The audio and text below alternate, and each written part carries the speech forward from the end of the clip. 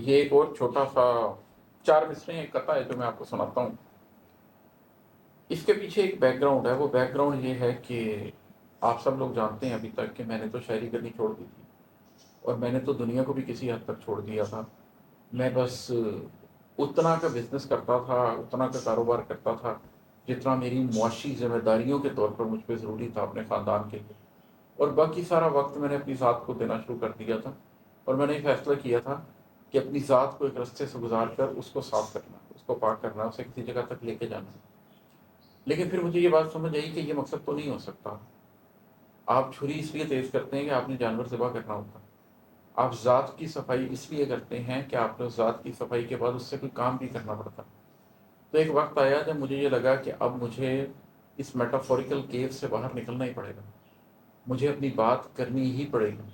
اور میں بڑا ریلیکٹنٹ تھا، اس لیے کہ میری خواہش نہیں تھی کہ میں میڈیا پہ آؤں، میری خواہش نہیں تھی کہ میری ویڈیوز بنے، میری خواہش نہیں تھی کہ میں کوئی بات کروں۔ لیکن اس وقت اللہ نے پھر مجھ سے کتابیں لکھوانی شروع کر دی۔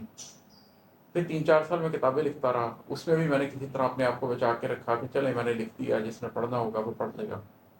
مگر بالآخر مجھے احساس ہوا کہ نہیں، اب اس معاشرے میں لوگ پڑھ بھی نہیں رہے، مجھے اس بات کو ڈیجیٹلائز بھی کروانا پڑے گا، لوگوں کے سامنے بتانا پڑے گا۔ تو جب میں نے یہ سارا فیصلہ کر لیا اور مجھے الٹیمیٹلی یہ سوچنا پڑا کہ اب لوگوں کے سامنے جانا ہی پڑے گا اور وہ بات آہستہ آہستہ کہنی ہی پڑے گی، پہلے اپنی شاعری سنانی پڑے گی، پھر اس شاعری کی انٹرپریٹیشن کریں گے، پھر کسی اسٹیج پہ اپنی زندگی کی کہانی بتائیں گے، پھر سورۃ الکہف کا پورا واقعہ سنائیں گے، پھر اس کو میں کیسے سمجھا یہ بتاؤں گا، پھر سورۃ الکہف اور سورہ یوسف کو میں نے کیسے جیا یہ بتاؤں گا، پھر آخر الزمان میں چیزوں کے معاملے کو سمجھا کیسے جا سکتا ہے، معاملہ فہمی کیسے ہو سکتی ہے، اور معاملات کی تعویل کیسے ہو سکتی ہے، یہ سب بتاؤں گا۔ یہ سارا ایجنڈے میں شامل ہے جو بھی انشاءاللہ تعالیٰ دنیا کو بتانا ہے۔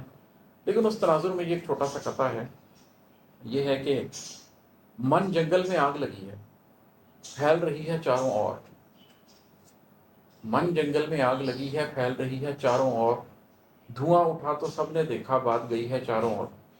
میں نے تو صرف من جنگل میں ہی آگ لگائی تھی، میں نے تو صرف اپنے من پہ کام کرنا شروع کیا تھا، لیکن جب آگ لگتی ہے تو پھر وہ پھیلتی ہے۔ تو من جنگل میں جو آگ لگی ہے اس نے چاروں اور پھیلنا شروع کر دیا، اس سے دھواں اٹھ رہا ہے تو سب دیکھ رہے ہیں، بات گئی ہے چاروں اور۔ 8 برس سے اپنے اندر سینت کے بیٹھا تھا کچھ رمز، راز کھلا ہے سب کے اوپر، ذات کھلی ہے چاروں اور۔ تو وہ من جنگل کی جو آگ ہے وہ پھیل رہی ہے، دھواں اٹھ رہا ہے، سب لوگ دیکھ رہے ہیں۔ میں نے 8 برس سے اپنے اندر کچھ راز سینتے ہوئے تھے، لیکن اب آہستہ آہستہ ان کو کھولنے کا وقت آ گیا، اب لوگوں کو بتا رہا ہوں۔ امید ہے کہ زیادہ سے زیادہ لوگ اس حق بات کو سمجھ سکیں گے اور اس پر عمل کر سکیں گے۔ بہت شکریہ۔